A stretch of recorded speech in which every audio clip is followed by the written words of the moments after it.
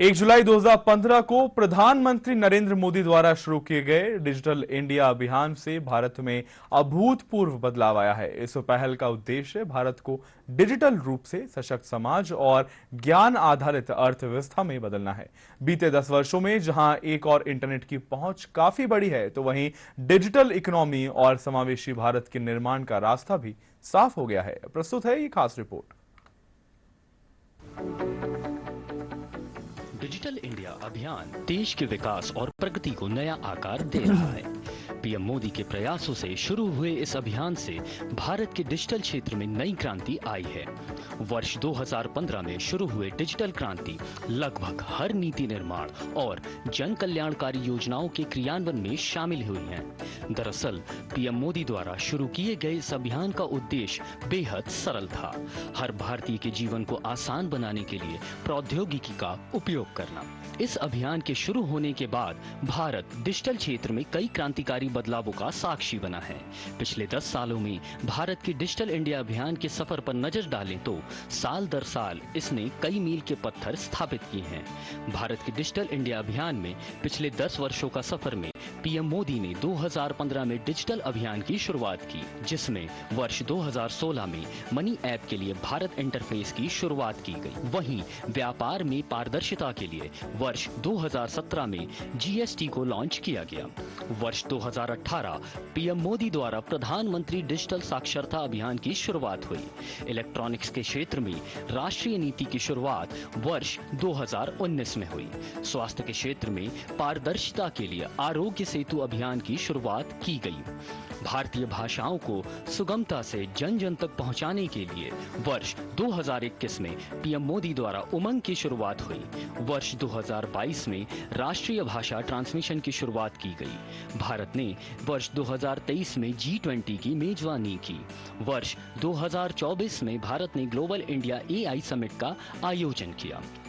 देश में जहां 2014 में इंटरनेट कनेक्शन महज 25.15 करोड़ था, वहीं यह आंकड़ा अब 96.96 करोड़ तक पहुंच चुका है।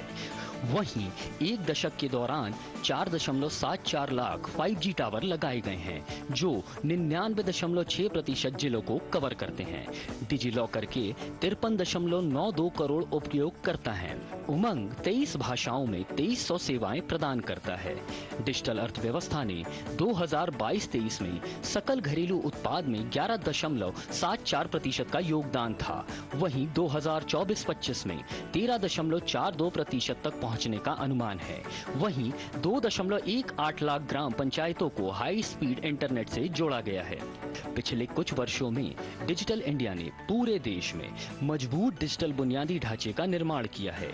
मोबाइल कनेक्टिविटी का विस्तार लगभग हर गांव तक पहुंच चुका है।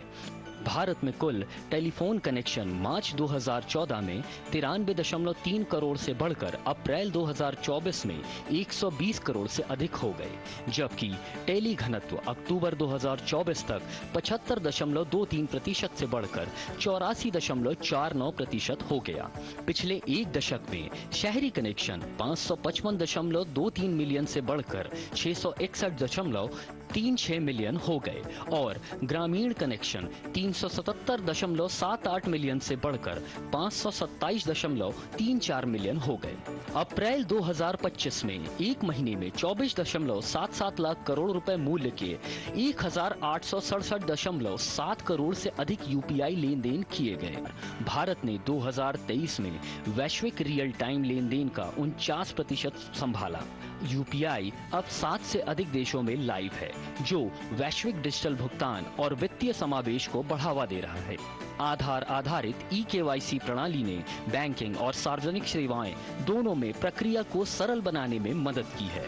इसने सत्यापन को तेज बनाया, कागजी कार्रवाई को कम किया और सभी क्षेत्रों में पारदर्शिता लाई। अप्रैल 2025 तक 142 करोड़ आधार आईडी तैयार की जा चुकी है।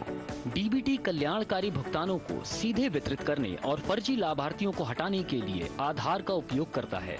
इसने सरकार को 2015 से मार्च 2023 के बीच 3.48 लाख करोड़ से अधिक की बचत कराई। मई 2025 तक डीबीटी के माध्यम से 44 लाख करोड़ हस्तांतरित किए जा चुके हैं।